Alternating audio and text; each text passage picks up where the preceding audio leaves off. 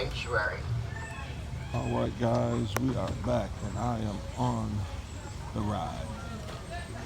Welcome back to Nature is Therapeutic.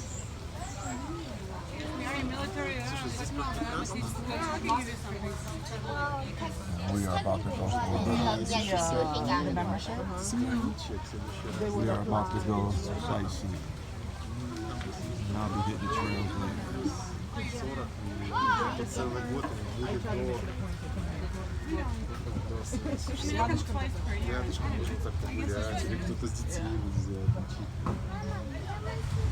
Wait for the takeoff.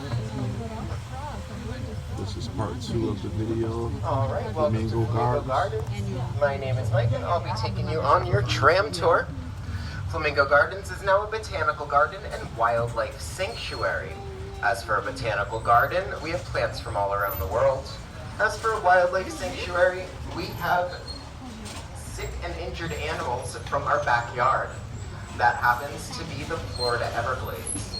We believe in the 3 R's: rescue, rehabilitation, and release. The only reason we would keep an animal on the property here at Flamingo Gardens is if it could not survive on its own out in the wild. That being said, all the wildlife we get in is never seen by the public because we don't want it to become human imprinted and jeopardize their release back into nature. We weren't always a botanical garden and wildlife sanctuary. We were founded in 1927 by Mr. and Mrs. Ray. They moved down from Indiana to start an orange and citrus grove. We were actually the first citrus providers of South Florida, called Flamingo Groves. That's because we were a citrus grove and there were flamingos living on the property at the time, so because they're native to Florida, we decided to put them in our name. We still have flamingos here on the property at our flamingo pond. We have 3 types of flamingos. We have the American flamingo, which is native to Florida. We have the Chilean flamingo, which is native to Chile, South America. And we have the greater flamingo, which is native to North Africa. When Mr. and Mrs. Ray moved down from Indiana to open Flamingo Groves, they were living in Hollywood, Florida at the time. Only a 20-minute drive away today. Took them about 2 hours because they were commuting by horse. They got tired of that commute and then decided to build a house here on the property as a center of operations and weekend home. Here on the passenger side, the Ray home, built in 1933. You'll notice that it is wrapped in windows. That's because it was constructed before electricity was available. They needed those windows to let in the fresh air as well as the sunlight.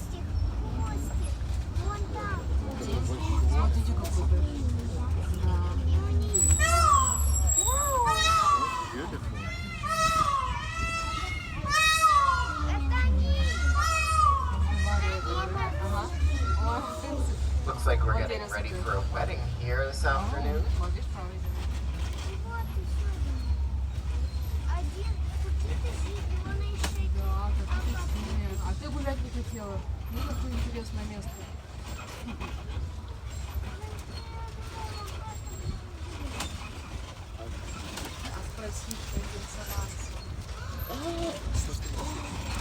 We're now entering our fruit garden.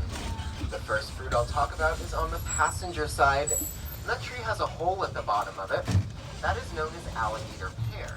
It gets its name from its skin texture and shape, but you might be familiar with it as avocado. Pirates and sailors would take avocados across seas with them because of their longevity. They spread that avocado across their toast, creating avocado toast before Weight Watchers. On the driver's side, we have 2 giant dome-shaped trees. Those are known as lychee. Native to Thailand, lychee produces a small strawberry-like fruit with a hard outer shell and a seed that are not edible. The lychee fruit is high in vitamin C and makes a great martini mixer.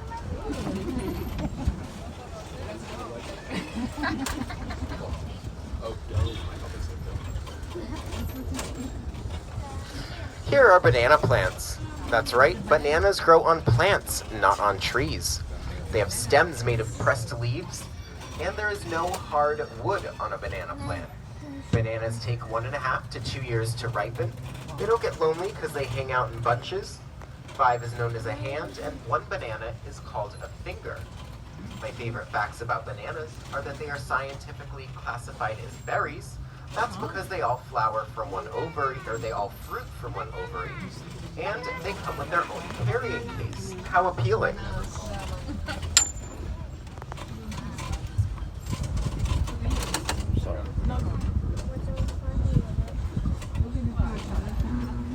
Out in the lawn on the driver's side, the tree in the shape of the letter V is a jackfruit tree. Native to the Caribbean islands, the jackfruit is the largest fruit that grows on a tree. Around 50 pounds each, they can grow over 120 pounds. They also make a great meat alternative for vegans and vegetarians. On the passenger side, our Caribbean garden. We have pomegranate, plantain, papaya, wild tamarind, starfruit. My favorite is the cacao. Just after the triple palm, the cacao has a very distinct flavor to its fruit. However, it's those seeds that we use to make our favorite chocolate.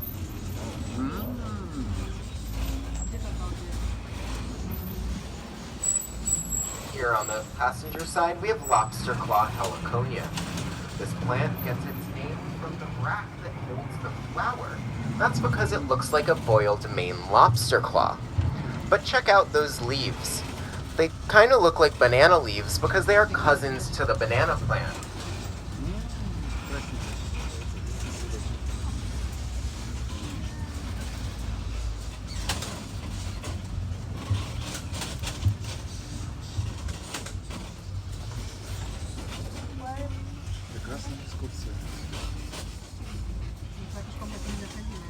We have some more heliconia on the driver's side. And on the passenger side, we have some elephant ear plants. Those are the ones that look like giant elephant ears, followed by the Monstera deliciosa. Monstera deliciosa is also known as the Swiss cheese plant, and that's because it has holes in its leaves. It also produces a fruit said to be so sweet it will make your lips stick together. They say it tastes somewhere between a banana and a mango, and they say if you eat too much of it, it'll make your mouth feel like you're chewing on broken glass. So I have not tried it. Wow. Enough said. Broken glass. We're now driving through Brazilian red clover. That's identifiable by the magenta bract that holds the white flower. Plants like these with white flowers need to evolve colorful bracts to attract their pollinators, like bees and butterflies. That's because bees and butterflies cannot see the color white due to their vision being on the ultraviolet spectrum.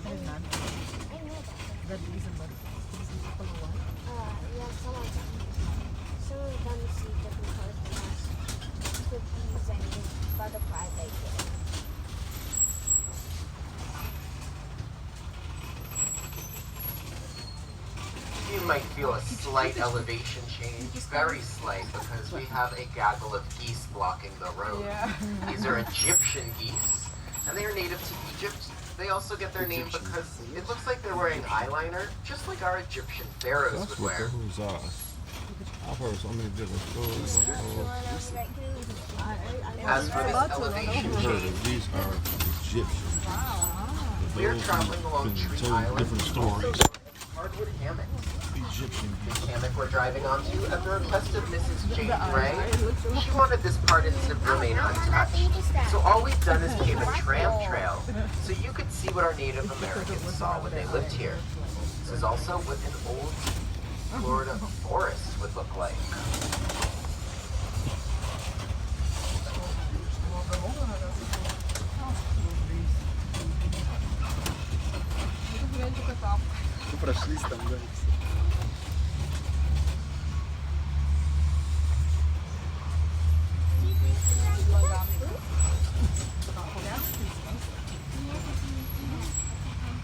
Looks like Lucy's waiting for us with his Muscovy gang. Lucy's one of our resident geese. He's here to say hi. That's right. Lucy's a grown man. Not you. And he's hanging out with his favorite Muscovies. Those Muscovies are the black and white birds with the red faces, and they're not native to Florida. They're native to Central America and Mexico, and they were brought here by Henry Flagler. Henry Flagler was the creator and builder of our first railroad here in South Florida. He chose these ducks to help feed the railroad workers because they have more meat on their bones than any other duck, and they carry less viruses and diseases than other ducks. Once the railroad was completed, Henry Flagler released those Muscovies into the environment, and they've survived here naturalized ever since.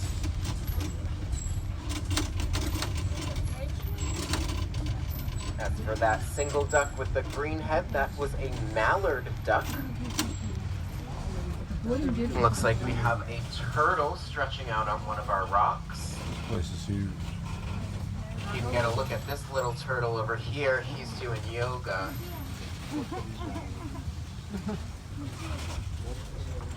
Oh, yeah. Oh, another duck.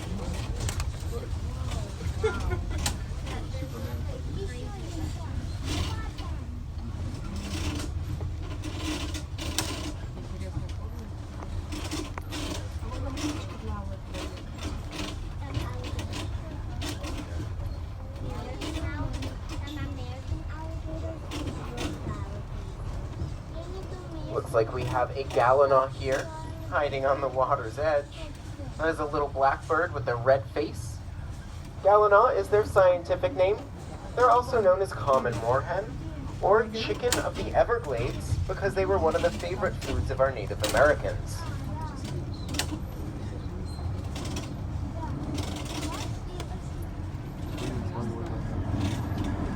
Not seeing too much wildlife here on this cloudy afternoon at our wetlands walkway, but this is one of my favorite parts of the garden.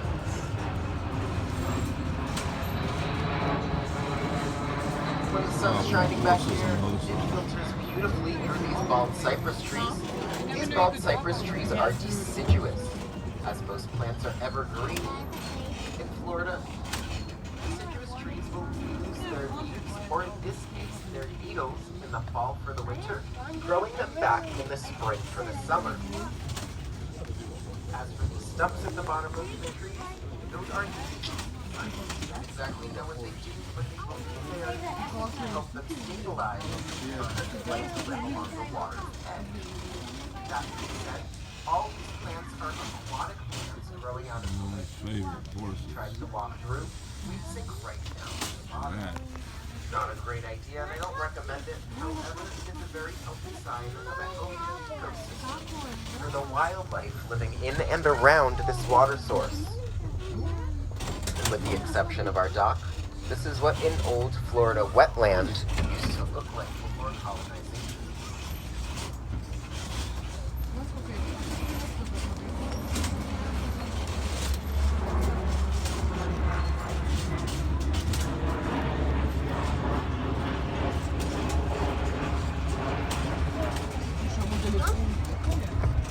Look, I wanted to walk this.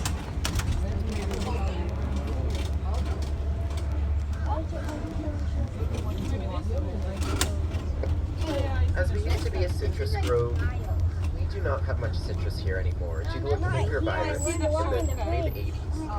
However, this is where our original citrus grove stood. We now have mangoes. See, mangoes, baby mangoes. Mangoes are one of our fruits that require pollination, so we decided to give them a hand. Up ahead are our bee boxes. Bees are one of our many daytime pollinators, and they used to live about 40 days in their lifetime, and they would each make 1 teaspoon of honey each. That is why honey is known as liquid They live gold. 40 days However, and make 1 scientists teaspoon discovered of honey each. recently Bees are only Wow. living about 17 days in their life, making less than half a 17 days. teaspoon of honey each. That's not good for bees, and that's not good for us as humans or consumers. That's because pollinators are responsible for 23% of the plants that we eat. That's 23% of our fruits, vegetables, berries, seeds, and nuts. As for mangoes, they are native to India, and they are known as the fruit of love and peace. So if you go on a date with different flowers, wash those mangoes really well because they have cousins to mangoes are poison oak. That's why it's That's a important new to wash one. those mangoes. Cousins to The skin of the south will give most people an allergic reaction. On the passenger side are cactus and succulent garden, also known as a xeriscape because it requires zero water in addition to what nature provides. Our focal trees are baobab trees, native to Madagascar, Africa. They can hold 40 gallons of water in their trunks, so if you're ever stranded in the Madagascar desert, you can tap one of these trees for a water source. As for our butterfly conservatories, all Broward County native butterflies inside with their host plants. Those butterflies is a very specific plant to lay its eggs on because that's the only plant its butterflies live in. We call those host plants. You'll notice we don't have any safety cages on our conservatory doors. That's because we want our pollinators to be released into the environment to pollinate and repopulate. We will be stopping momentarily. So for any of you that would like to check out the conservatory, you may do so. As our trams run constantly throughout the day, you may grab any tram back to the station.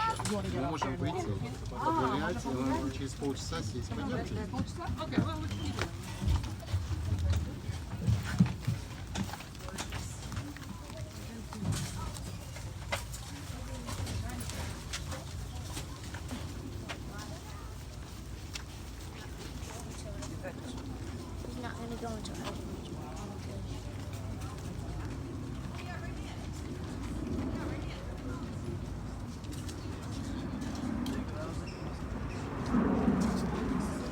Very beautiful butterflies, guys. Guys, butterflies. Just so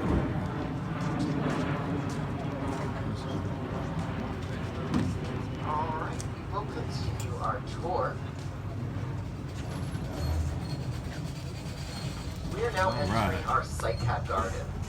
But check out this tree behind our cycad garden sign.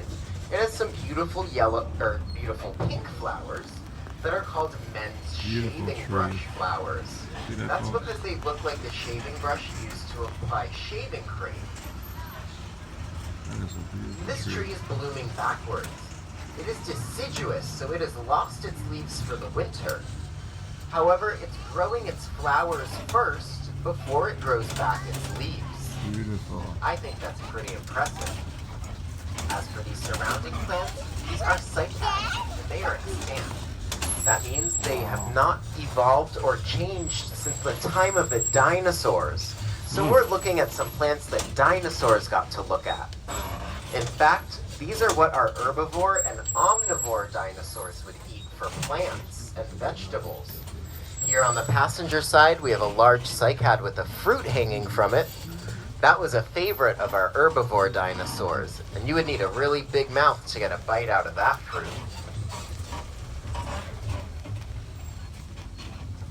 Do you know, those cycads are not the only plants that we have on the property that have been around since the time of the dinosaurs. The other plants we have are orchids.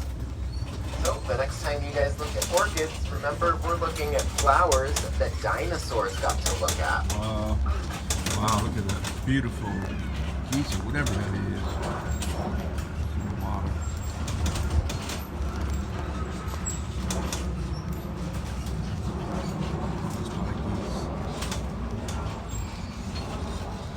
For those cinnamon bun fans and those cinnamon toast crunch fans, we have some cinnamon trees on the passenger side.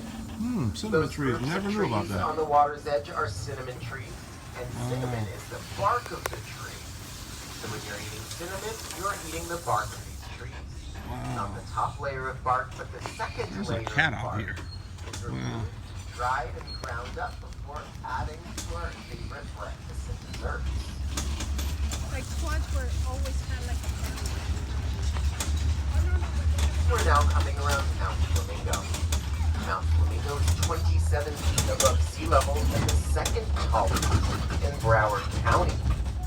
Wow. part of the Pine Island Ridge, or Pine Island hammocks.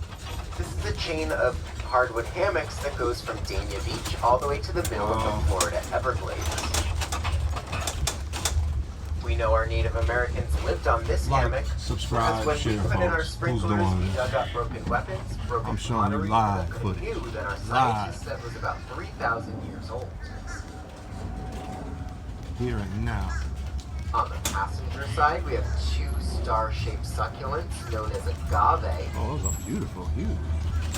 You'll be passing them pretty shortly.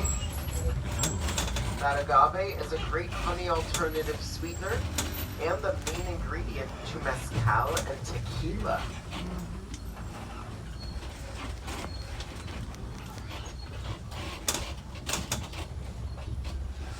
We're about to drive under a Melaleuca tree.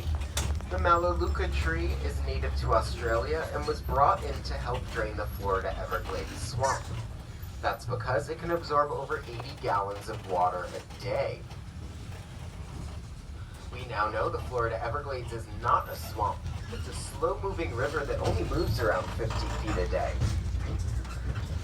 Now that we know we need that water for our environment, we are trying to remove these Melaleuca trees from the Everglades, but are struggling because they are an invasive species.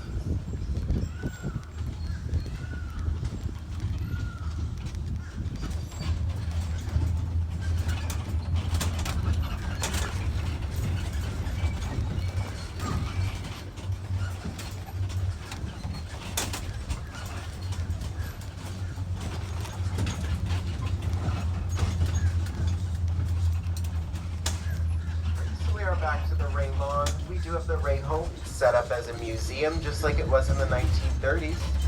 Across the lawn is going to be our gallery. It has some beautiful pollinator watercolor artwork in there with a display of those artifacts we found on Mount Flamingo. Our next wildlife encounter is going to be the last one of the day at 3:30. And if you have any questions, my name is Mike. Please feel free to come on up and ask.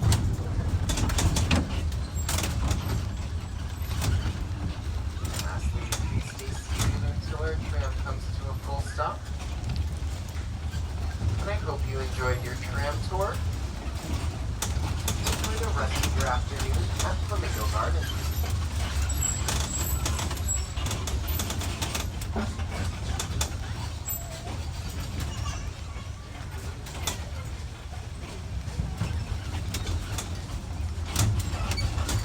All right, folks. That concludes my video. Like, subscribe, share, and as always, nature's therapeutic. Flamingo Gardens.